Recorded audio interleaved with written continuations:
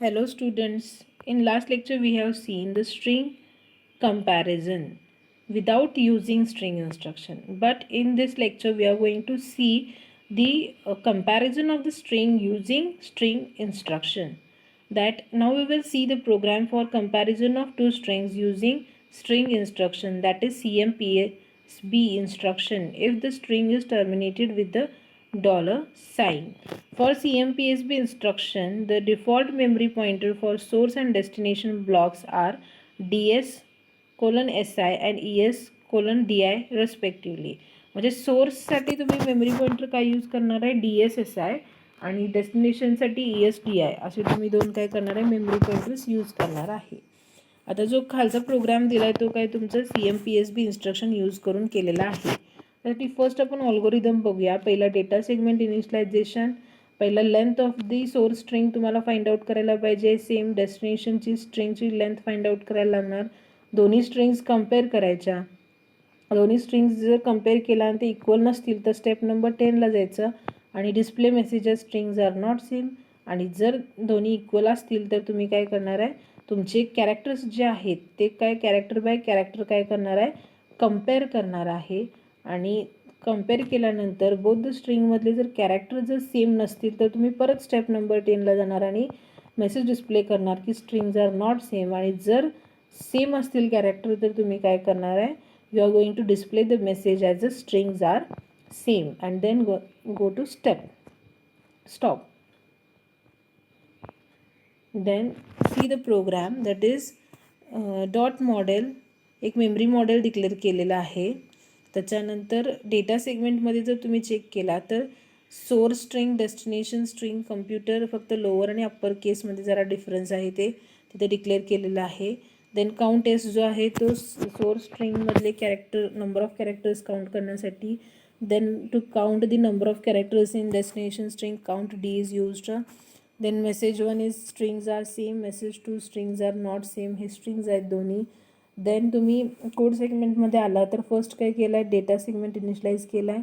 Then you are going to initialize the extra segment.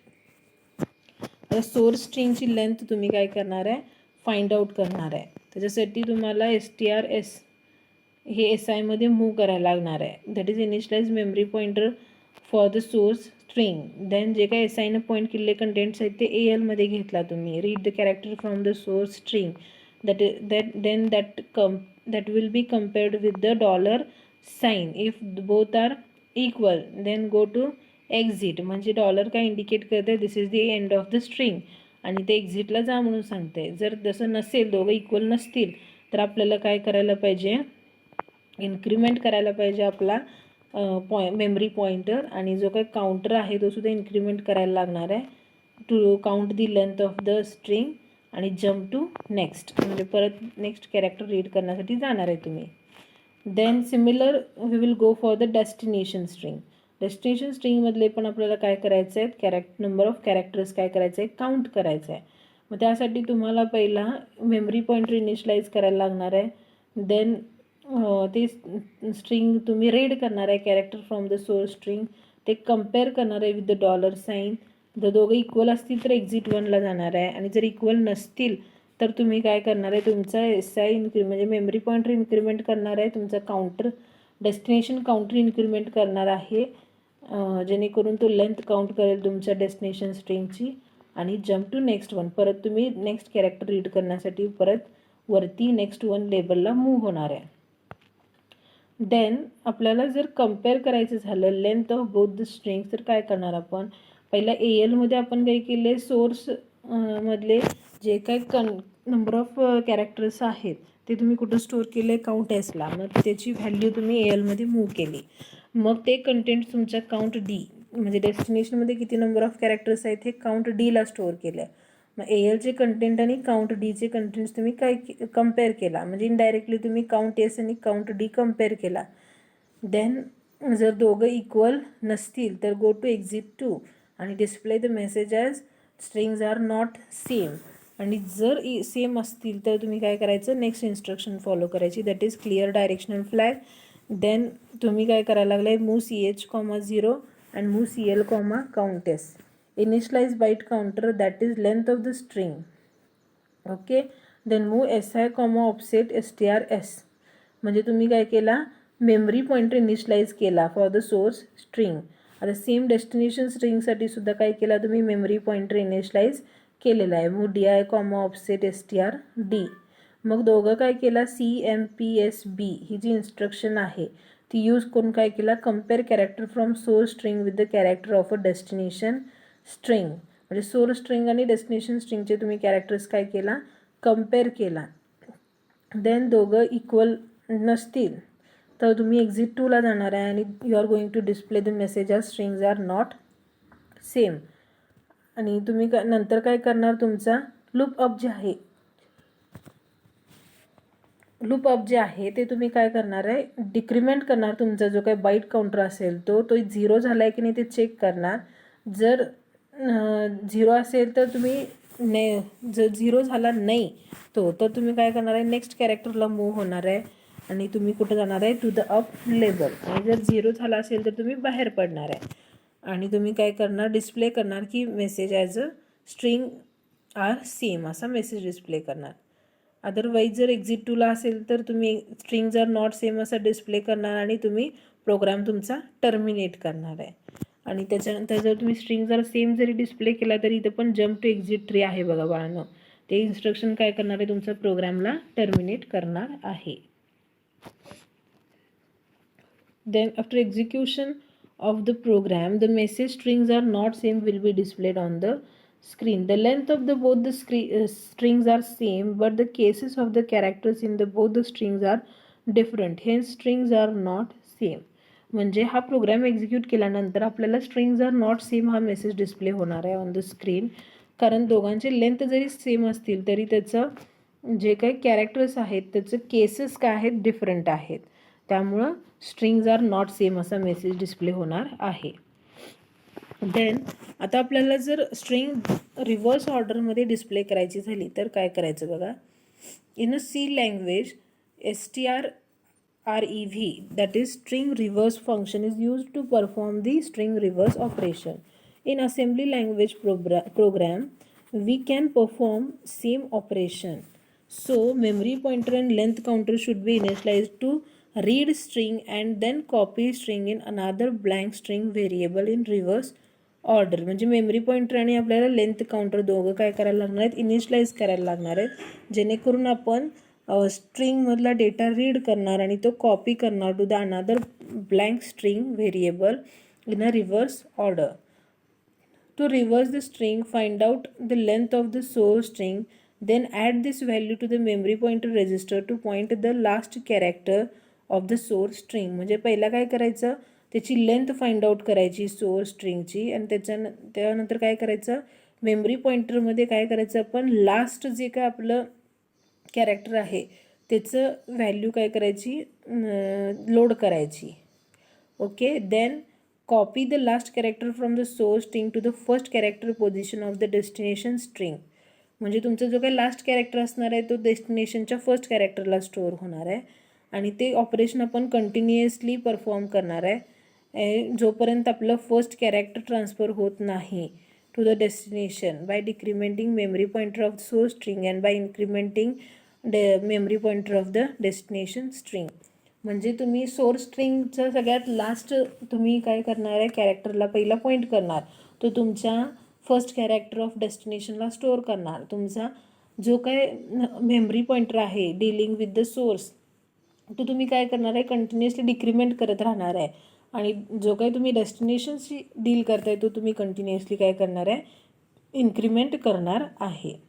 Then algorithm बघा, initialize data segment, find the length of the source string, then copy source string to the destination string in reverse order, display both source and destination strings and then stop.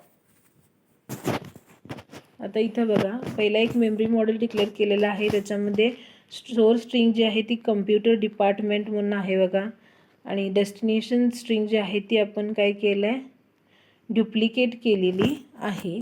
Then message 1 काय the source string आणि message 2 काय the string after reverse असं use केलेलं आहे. Okay, then count हे एक तुम्ही variable use केलं आहे, त्याला 0ला इनिशियलाइज केलेलं आहे. Then move X comma at the rate data आणि move D S comma A X हे काय दोन instruction for data segment initialization.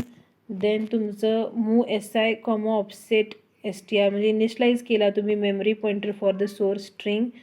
Then जे काही तुमचं कॅरेक्टर्स आहेत फ्रॉम द सोर्स स्ट्रिंग ते तुम्ही रीड केला to the AL register. Then compare केला विथ द डॉलर, मग ते दोघं इक्वल असतील तर go to exit and to read the destination string. आणि जर इक्वल नसतील तर तुम्ही काय करणार आहे, इन्क्रीमेंट करणार आहे SIला आणि इन्क्रीमेंट तुम्ही काय करणार आहे काउंटरसुद्धा तुमचा.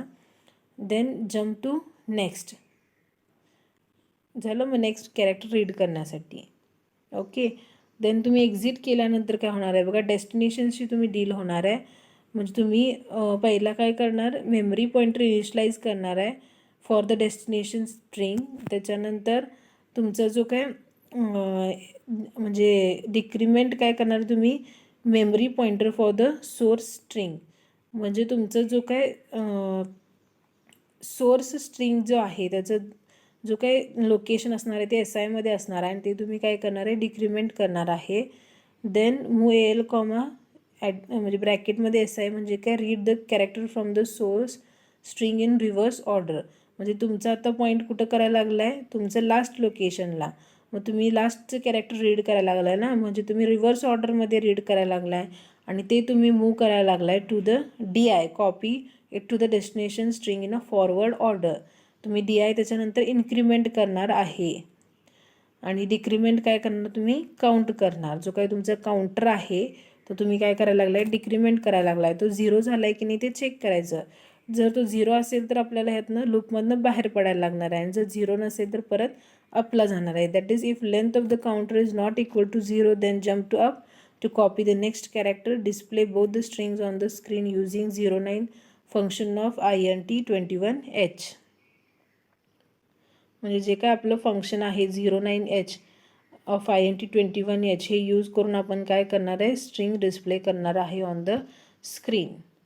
Then move AH comma 09 LEA DX comma मेसेज1 म्हणजे हे तुम्ही काय करणार आहे, सोर्स स्ट्रिंग जी आहे ती डिस्प्ले करण्यासाठी यूज करणार आहे. Then move AH comma 09H LEA DX comma STRS आणि INT21H move AH comma 09H म्हणजे हे जे आहे इथून पुढचं ते आहे ते destination string on a screen display करण्यासाठी आहे. देन हे दोन्ही जर तुम्ही डिस्प्ले केला तर त्याच्यानंतर काय करणार आहे तुम्ही एक्झिट करणार आहे फ्रॉम द प्रोग्राम. लक्षात आलं आहे का कसं वर्क होते ते.